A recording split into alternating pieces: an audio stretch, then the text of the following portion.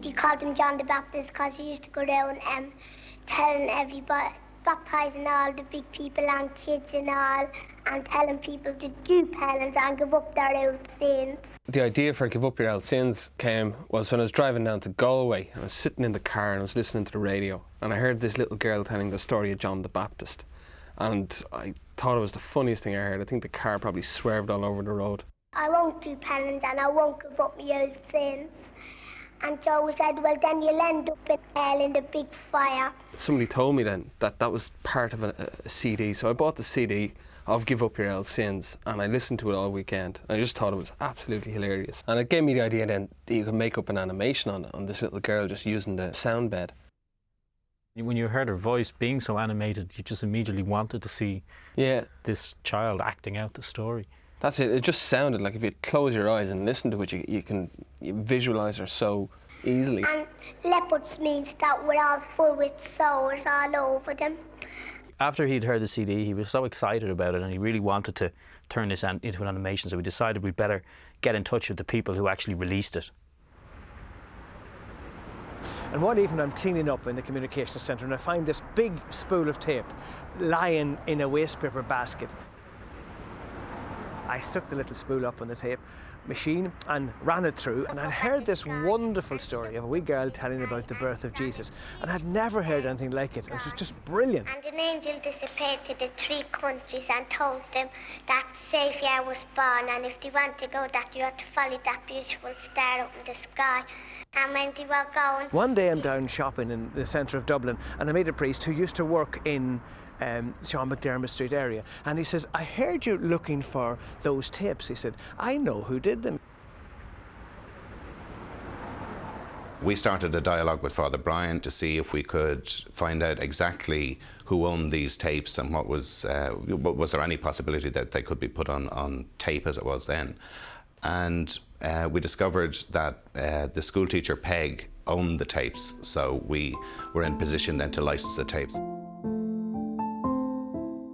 Well, Peig got a reel-to-reel tape recorder, and she, just for her own amusement really, and she decided to bring it into Rutland Street to tape the children. Peter, James and John into this. They'd all put up their hands to come up to the tape recorder, and she gave them all a turn. He said to them, you stay there and I'll go up a little bit further, and he went up and he said... In fact, I was there when she was doing this one, and it always happened to be around 11 o'clock when the milk would be delivered to the school, you see, and you can hear a dog bark. So... And you can hear the rattle of the milk bottles. A ring or a gold brooch. And that came out on the original tape. Thumped him and kicked him and all that, and so he had to go on another bit, and so we felt like... It transpired that, you know, these performances from the children, like, they did sound very similar when we listened to the CDs, and it came out that they were actually imitating Peig herself, and this is her style of teaching, and this is the way she used to relate the stories to the kids. So all this shocking holy saint, and I feel like that was her expression. That's what she came out with. I'm not afraid of your little whips or your spirits or anything. And he said no, but there's an old stable over there. God called one of his most important angels over. She got a double platinum album for sales. And she had, at this stage, was in a nursing home in Ratoath. And I went up to present her with a double platinum album. This lovely thing. And she looks at it, and the innocence of it was beautiful. She says, do you know what it is? Isn't that a lovely mirror?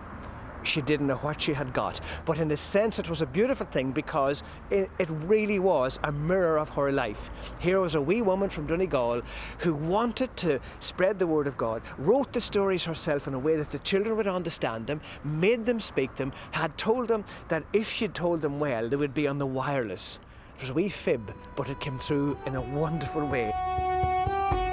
It just started off with such a small little idea, and I only just wanted to make it for the fun, and there was no real great... There was no set plan at the beginning, but the first thing we decided to do was approach RTE and the Irish Film Board and the Arts Council with a view to getting it funded. Well, each year RTE Film Board and the Arts Council run a project called Frameworks, and we commissioned 6 short animations from assorted companies. And it was immediately evident that it was a delightful and charming and marvellous little animation piece. So we had the talks and we met the company and we commissioned it.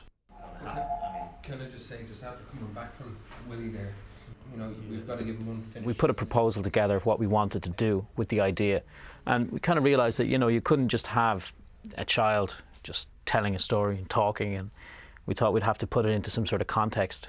And because the recording was so old, we decided to set it in old Dublin. All right, children, settle down now. Now, we all know who's coming into the school today.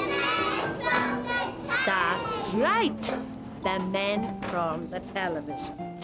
I think that was always the idea, was to make it look like an animated documentary, and for film to look like it was just pulled out of an attic. It was like 100 years old. And well, the recordings themselves were found literally in a dustbin by Father Brian Darcy, so we wanted to make a film that looked like it was also found in the dustbin. It's got scratches, it's dirty, it hasn't been treated very well over the years, but it still has this rustic charm to it.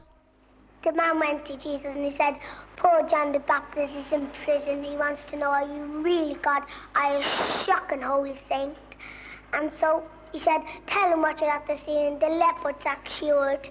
The people that are blind can see, and the people that are on crutches can walk. When you're so used to doing projects like commercials and that, and everything has to be so perfect, that this film that we made had to look like it was literally pulled out of a dustbin, so we actually had to animate scratches and camera shakes and moves. And it's actually, yeah, it's a lot easier to make something look slick and polished than it is to make it look rough and handmade. It was quite a challenge, but it was fun. In jail when he sent out all his soldiers, and he came and he cut off his head. There's a film festival in Galway called Galway Film Fleadh, and that was the premiere of the short film. Well, I think Give Up Your Old Sins had a particularly great reaction in Galway. I've been involved in Galway Film Fleadh from the start, and indeed I remember Cathal and Darragh coming down as students and putting films in before they'd even set up brown bag films. And I've seen many films go through the Galway Film Fleadh, but I have to say that one had a particularly strong reaction, not just in the voting scores when it won the New Irish Animation Prize. It went off the Geiger counter with that. It just had a really wonderful reaction with the audience. It was like the audience were engaging with the little character, you know. They just loved the innocence of it. And instead of taking earrings or a necklace or a watch or a bracelet or something, or a ring or a gold brooch, because rich kings are always rich, you have loads of gold. And so, as well as winning the New Irish Animation Prize, it also won the Kodak Award at the Galway Film Fleadh, which meant that this film would be now shown at the Mel's Theatre in Hollywood, which means that it could be eligible to be nominated for an Academy Award. I got a call from a girl claiming to be from the Academy of Motion Pictures Arts and Sciences, and she told us we were shortlisted. And again, you know, you don't think a whole lot of these things. You've got to ring back and just prove that it's not your friend down the road. Like, yeah, I had to. I rang you up on a Friday and told you, and you were in Monaghan, and I think you sort of went crazy on the credit card then for a couple of days. It was a bit of a session when we heard that now, because we were shortlisted. I think there was 10 films shortlisted, and there was 5 being nominated, and we'd a full month to kind of wait and sweat it out. But well, it's still, even, you know, we rang back the Academy on the Monday morning just to double check. I think all the time still expecting, you know, maybe this is a mistake or something. Yeah, and then she told, no, we really like the film over here. Yeah. How do you understand it? That was the first time we realised that people outside of Ireland could understand it. We just thought, like, we just didn't even think that anybody would get it at all. When I first saw it, I thought, you know, with that absolutely authentic sound recording of a little girl from the North Side in the 60s, it was specific and exactly what Indigenous animation should be. But I wondered if it would work internationally. Getting nominated for an animation Oscar, I think, indicates very clearly that it works internationally, and I think it makes the clear point that you have to be very strongly and completely specific and local in order to be international.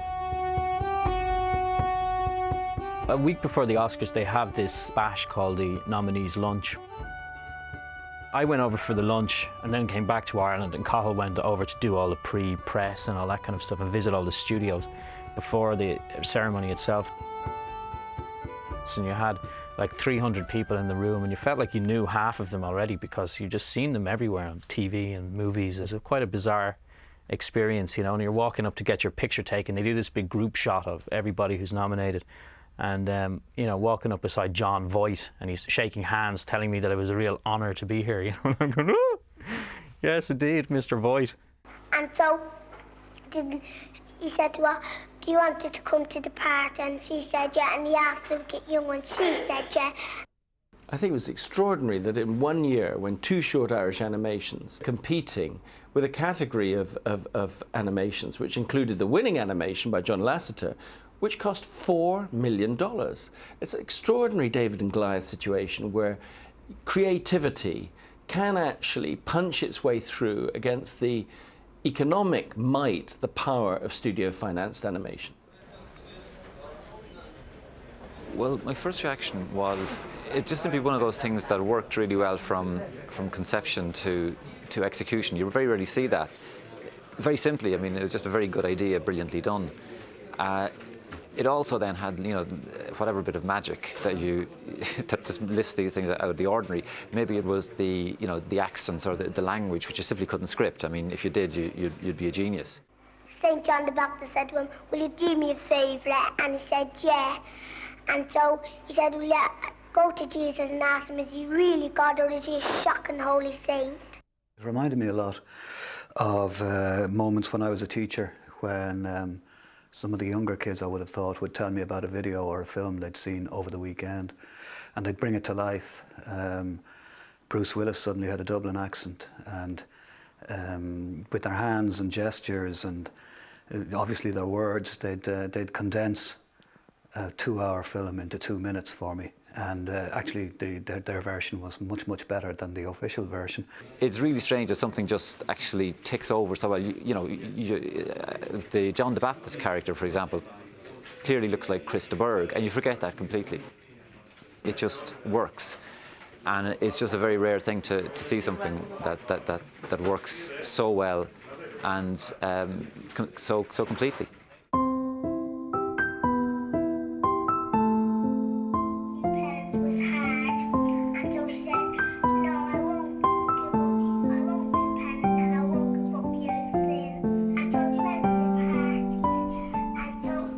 We decided that we would go back to Rutland Street's primary school and met up with all the children who would have been approximately the same age as they were when they recorded the original recordings.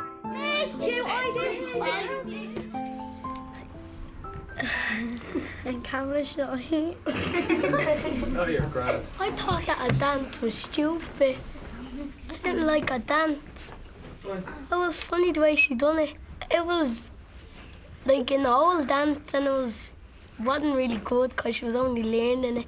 I liked the part where how they supposed to hold the hand when the bone was sticking out, and how can they just let go of the crutches when they could walk. They used to go around bath time and all the big people and all the little kids and all. And I go. The way she says, give up Yer Aul sins. And the kids today are just so full of personality, and they're as interesting and entertaining today as I think the recordings were on the actual CD. So she was only learning, and she said yeah. And so she went up and she did a dance.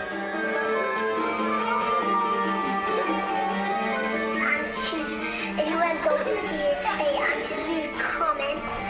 And so she finished, and the king said, oh, that was gorgeous, I'll give you anything you want. The big thing you needed in Rutland Street was a sense of humour.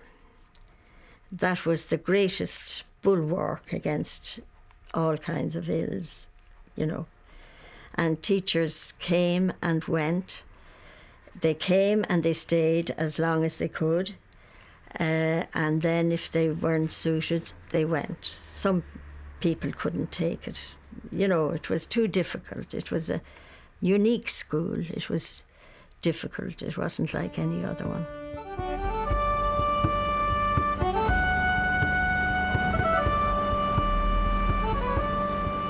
I suppose from the time that we went down to the Galway Film Flat and it won first prize, we were talking about trying to get it made as a series, pretty much from the moment we had the film finished. Yeah, just to let you know on this one here. And there, I mean, there's so much material on the CD. It's, you know, we only used 3 minutes of it, and there's 60, 70 minutes on the CD, so there's always a wealth of material there. The finished film was only delightful, and the proposition that a bigger program should be made as a kind of collective group of the various stories that had been told and recorded in the 60s seemed a very attractive proposition. And so we were pleased to say, let's go ahead with, you know, Give Up Your Old Sins, the full-length version. We developed the idea and we had designs for new characters and we were putting a lot of effort into it. But it wasn't really until we were nominated that things started to happen for us. The idea that these really interesting pieces of what were initially recordings made in a school setting, and which then became good radio, just became good TV as well. When you do animation, there's a lot of different processes. You start off with your storyboard first. That works out the rough action for the character. And he went down and he disappeared in the room and he said, "Hail full of grace, the Lord is with thee."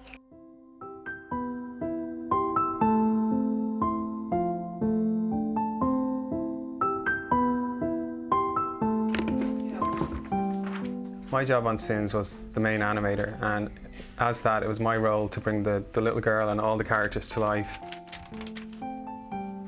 People ask me all the time, is now everything done on computer? And they're surprised when you actually tell them that this series is done in the traditional way. It's actually 24 drawings a second, so you know, it's a huge amount of work. The scene is then passed on to the assistant animators, and it's their job to kind of take my drawings, which are quite rough, and fill in all the in-between drawings to make it smooth and make it flow on the screen and make it believable.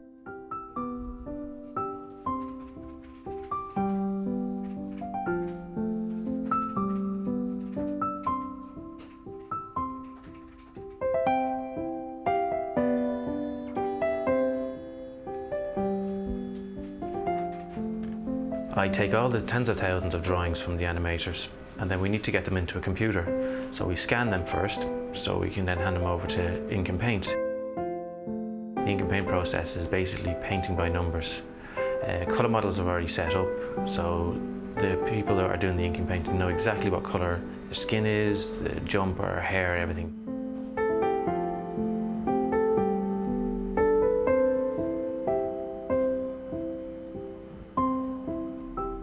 We're looking for a nice documentary feel to it.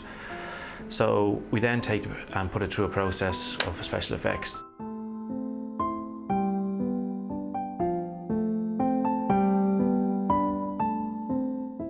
I was responsible for the 3D on Sins. We basically started with the Volkswagen van. We did some research on that van early on, and we ascertained that it was the specific split-screen VW, so it was fairly authentic. When we came to the series, the lads in Brown Bag wanted more vehicles, so in the series we built cars for backgrounds, we built a lot of buses. To build the 3D models, it entailed a good degree of research, you know, and I was fortunate to be able to go out to the National Transport Museum in Howth to basically look at and examine and crawl around the original buses from the 50s, 60s, the buses that would have been on the streets of Dublin. And so with the use of modern technology, hardware and software, some very technical programs, coupled with some good old-fashioned research and some hands-on on the original vehicles, we then bring the streets of 1962 back to life, you know, in computer, in this animation. Come on now, children. Settle down. Settle down. I'm not going to tell you the surprise I have for you today until you're all in sitting down quiet. Once we had the recordings of the children, we had to recreate the voice of Peig talking to the children, introducing the film crew arriving at the school. I want you. We knew Peig was from Donegal, and we actually got an actress who used to be a teacher herself, Maria McDermott Rowe, to recreate the voice of the teacher, Peig Cunningham. A bit of it. And then we can get Anne to tell us the rest. Right, so Breda, you start now, we're ready to go. All right, children, one at a time. Mind the camera now. Take your time. Don't bang into it. Oh, I wish it was this easy to get them in the morning. We didn't entirely know what the company would do with the stories because the language was dense, the accents were strong, and they were, after all, basically simple Bible stories. But as we now know, there were lots of possibilities therein, and when the final animation arrived, we were so excited. And he didn't go back, and he knew that they were after fooling him. He knew that they were after fooling him, and he was getting into shocking tempers. I suppose one of the questions I'm always asked is who are the children, where are they now? And that's a very good question. And Peig herself was never too sure, because she told me she had recorded them for years and years and years, and she wouldn't have had a clue which class was which class of the one we're at, because a lot of them, she'd have an idea of some of them, but she never really understood who they were. And I suppose many of them can say, yeah, they were part of it, which is lovely.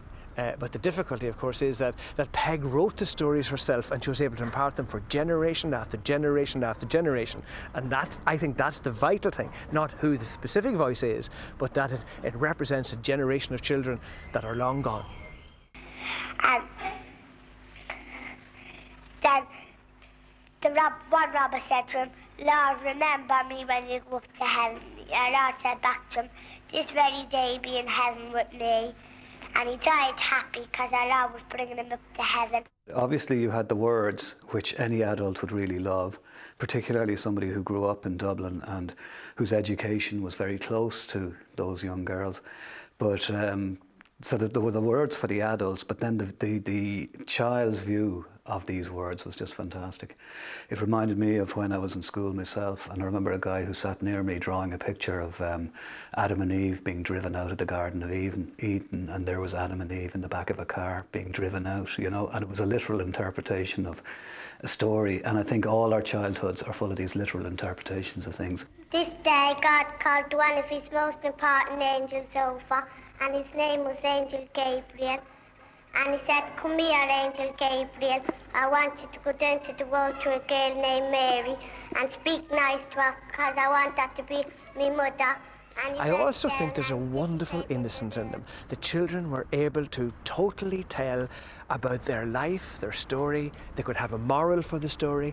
And it's a kind of religion that has gone, sadly, but the children bring back that lovely emotional feeling to us. And somehow or another, it brings back our own childhood. And that's what makes them so wonderful.